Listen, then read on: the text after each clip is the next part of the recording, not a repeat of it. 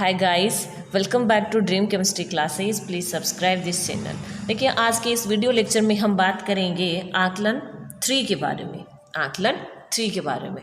तो देखिए, आकलन 3 के अंदर किस तरह के क्वेश्चन होंगे। निम्न में से कौन सा वर्ष लीप वर्ष होगा, लीप ईयर है, अधिवर्ष या लीप ईयर। देखिए, लीप वर्ष का मतलब होता है जिसमें 4 का पूरा पूरा भाग जाता है। अधिवर्ष का मतलब क्या होता है, 4 का पूरा पूरा भाग जाता है। मैं यहाँ पे लिख देती हूँ, जिसमें 4 का पूरा पूरा भाग जाता है। यहाँ पे देखिए, 2002 में भी 4 का पूरा पूरा भाग नहीं जाएगा, 22 में नहीं जाएगा, 21 में नहीं जाएगा, 2020 में जाएगा। तो 2020 क्या है, एक लीप ईयर है। क्वेश्चन नंबर 2 है, निम्न में से अभाज्य संख्या है। अभाज्य संख्या का क्या मतलब है कि जिसके 2 गुणनखंड हो, जिसके 2 ही गुणनखंड हो। कौन कौन से, एक तो वो संख्या स्वयं, कोई भी संख्या स्वयं, और 1 के अलावा कोई तीसरा गुणनखंड नहीं हो। ठीक है ना। तो देखो, 9 की अगर बात करें तो 9 में किस किस का भाग जा सकता है, 1 का जा सकता है, 3 का जा सकता है और 9 का जा सकता है। 15 में देखें 1, 3, 5 और स्वयं 15। 6 की बात करें 1, 2, 3 और स्वयं 6। तो यहाँ पे क्या बचा, 2। 2 में ओनली 1 और 2, 2 का ही भाग जाएगा, इसलिए यहाँ पे अभाज्य संख्या क्या हो जाएगी, 2 हो जाएगी। अभी देखिए, क्वेश्चन नंबर 3 है, 2, 4, 8 का सबसे छोटा समान गुणज क्या हो जाएगा। देखिए, हम बात करें इनके पहाड़ों की, तो आप हम जानते हैं कि 2 का पहाड़ा 4 बार बोलते हैं तो 8 आता है, 4 के पहाड़े में भी 8 आता है, और 8 का पहाड़े में पहले 8 का पहला गुणज ही 8 है, तो इसका आंसर 8 ही हो जाएगा। ठीक है ना। निम्न में से सबसे छोटी भिन्न है, तो सबसे छोटी भिन्न इनमें से क्या हो जाएगी, 2/11। क्वेश्चन नंबर 5 है, निम्नलिखित संख्याओं में सम एवं विषम संख्या छांटिए। तो देखिए, सम संख्या मैं यहाँ पे बता देती हूँ थोड़ा सा। सम संख्याएं वो होती हैं जिनके इकाई के अंक में 0, 2, 4, 6 और 8 आए, तो वो सारी सम संख्याएं हैं। विषम संख्याएं जिनकी इकाई के अंक में 1, 3, 5, 7 और 9 आए, तो वो सारी विषम संख्याएं या ओड नंबर होंगी, और सम संख्या को इवन नंबर कहेंगे। तो देखो, इकाई का अंक 200, यहाँ पे 2 है, तो ये क्या होगी, सम संख्या हो जाएगी। ठीक है ना। तो हम 212 यहाँ लिख देंगे। फिर 733 विषम संख्या यहाँ लिख देंगे। 1649 ये भी क्या है, विषम संख्या। 2006 सम संख्या है। फिर देखिए, ये 70040 क्योंकि सम संख्या है। नेक्स्ट है 608, नेक्स्ट है 8878। फिर ये वाली 9381 विषम संख्या है क्योंकि इकाई का अंक 1 है। इसकी बात करें तो ये भी एक विषम संख्या है क्योंकि इकाई का अंक 7 है। फिर देखिए, ये है, ये भी विषम संख्या है, 6805।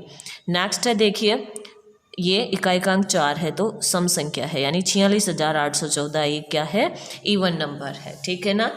चलते हैं नेक्स्ट क्वेश्चन, क्वेश्चन नंबर 6। नीचे लिखी गई संख्याएं किस किस से भाज्य होंगी, किस किस का भाग इनमें जाएगा। तो देखिए, अगर 100 की हम बात करें तो सबसे पहले 100 के अंदर 1 का भाग चला जाएगा, 2 का चला जाएगा, 2 के बाद में देखिए 4 का चला जाएगा, 4 25 100 और 20 पंजो 100, 5 का भी चला जाएगा।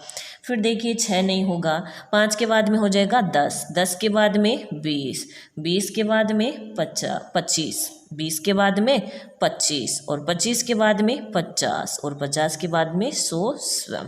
ठीक है ना। यानी ये 100 के गुणनखंड हो गए सारे। 150 की बात करें तो देखिए, 150 में 1 का जाएगा, 2 का भी जाएगा क्योंकि इकाई का अंक 0 है, 3 का, 5 और 1 6 हो रहे हैं, तो 3 का भी जाएगा। ठीक है ना। 5 के बाद में देखिए इसमें 10 का जाएगा, 10 के बाद में इसमें 15 का जाएगा, 15 के बाद में इसमें 30 का जाएगा, 30 के बाद में 50 का जाएगा, 50 के बाद में 75 और 75 के बाद में स्वयं 150। यानी इनके इतने गुणनखंड हो जाएंगे। क्वेश्चन नंबर 7 देखिए, संख्याओं 15, 45, 60 का सबसे छोटा समान गुणज, ठीक है ना। यहाँ पे देखिए एक समान सबसे छोटा समान गुणज का क्वेश्चन और था, लेकिन इसमें तो बहुत छोटी छोटी संख्याएं थी, इसलिए हमने ओरली कर लिया, ठीक है ना। लेकिन यहाँ पे क्या है देखिए 15, 45, 60 है, तो हम तीनों का पहाड़ा लिखेंगे, ठीक है ना। जैसे 15 एकम 15, 15 दूनी 30, 45, 60, 75, फिर 90, फिर देखिए क्या हो जाता है यहाँ पे, ये 90 के बाद में 105, फिर 120, फिर 135, 135 के बाद में 150, ठीक है। फिर देखिए 150 के बाद में क्या हो जाएगा, ये 165 और फिर 180, क्या हो जाएगा 180। अभी आगे बात करें किसकी की, 45 की। तो देखो 45 की अगर हम बात करें तो 45 दूनी 90, फिर देखिए 45 इसमें और जोड़ेंगे तो क्या हो जाता है 135 हो जाता है, फिर क्या आता है 180, फिर देखिए हम किसका लिखेंगे 60 का लिखेंगे, 60 दूनी 120, 120 के बाद में 180, ठीक है ना। तो देखिए सबसे पहले हमें नोटिस किस पे करना चाहिए, जो सबसे बड़ी संख्या है 60 है, 60 के पहाड़े में 180 आया है, इसमें भी 180 है, इसमें भी 180 है, यानी सबसे छोटा इन तीनों का समान गुणज क्या हो जाएगा 180। तो अपना आंसर क्या हो जाएगा 180। नेक्स्ट है निम्नलिखित संख्याओं के अभाज्य गुणनखंड बताइए।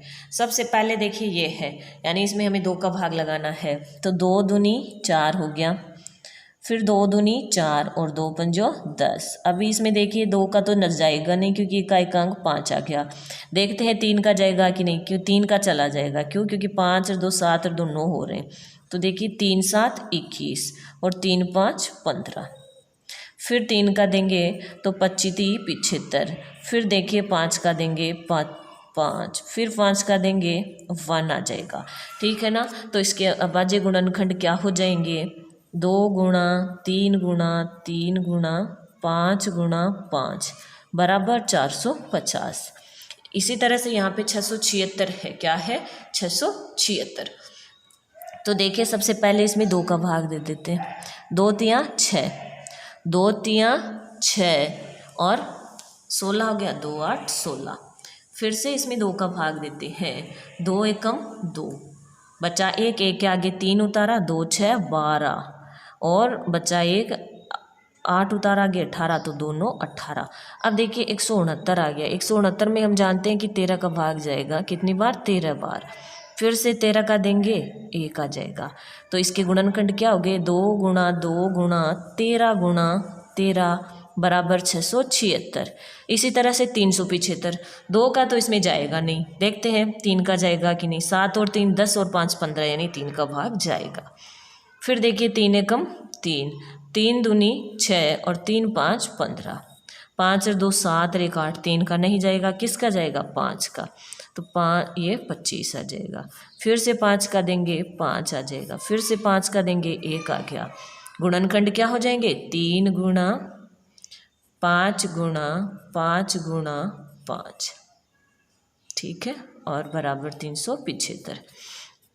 क्वेश्चन नंबर ये है, इसमें देखिए 2 का तो जाएगा नहीं, 4 3 7 और दोनों, यानी 3 का चला जाएगा, 3 8 24, 3 एकम 3, फिर से 3 का देंगे तो 27 81, फिर से 3 का देंगे देखिए 9 27, फिर से 3 का देंगे 3 3 9, फिर से 3 का देंगे 1 आ गया, ठीक है ना। अभी देखिए इसके गुणनखंड हो जाएंगे, 3 गुणा 3 गुणा 3 गुणा 3, यानी 5 बार आ गया 3, है ना, बराबर 243। फिर है नेक्स्ट क्वेश्चन है क्वेश्चन नंबर 9, निम्नलिखित भिन्नों का सरलतम रूप लिखिए। सरलतम रूप हमें इनका लिखना है। तो देखिए सरलतम रूप का मतलब है कि इनमें किन का भाग जा रहा है, तो 9 एकम 9 और 9 5 45। इसी तरह से 16 की बात करें, 16 और 48 की, तो दोनों में 16 का भाग जा रहा है, 16 एकम 16 और 16 ती 48। इसमें बात करें तो देखो 9 का दोनों में जा रहा है, 9 दूनी 18 और 9 ती 27। ये इन भिन्नों का सरलतम रूप हो गया। अगर हम यहाँ नीचे दी गई मिश्रित भिन्नों को दशमलव संख्याओं में लिखिए, हमें इनको दशमलव संख्याओं में लिखना है। देखिए इससे जो अपना लास्ट कार्यपत्रक था उसमें इन क्वेश्चंस को अपन ने बहुत अच्छे से किया, आप लास्ट वीडियो देख सकते हैं। फिर देखिए 6 सही 5/10 है, यानी 6 दशमलव कितने अंक के आगे दशमलव लग जाएगा, 1 के, क्योंकि नीचे 1 0 है तो 6.5। नेक्स्ट है देखिए 3 सही 2/100, यानी 3 दशमलव कितने अंक के आगे 0 लगेगा, 1 और 2, तो 0 और 2, ठीक है ना। नेक्स्ट में देखिए 5 दशमलव कितने अंक के आगे दशमलव लग जाएगा, 1 2 3, 3 हमारे पास में 2 ही हैं तो हम यहाँ पे 1 0 और लगा देंगे, तो 5.028। यहाँ पे देखो 13 दशमलव कितने अंक के आगे दशमलव आएगा, 1 अंक के आगे, क्योंकि 1 0 है तो 13.4, ठीक है ना। इस तरह से अपना जो आकलन 3 है वो कंप्लीट होता है। मिलते हैं नेक्स्ट वीडियो में नेक्स्ट कार्यपत्रक के साथ।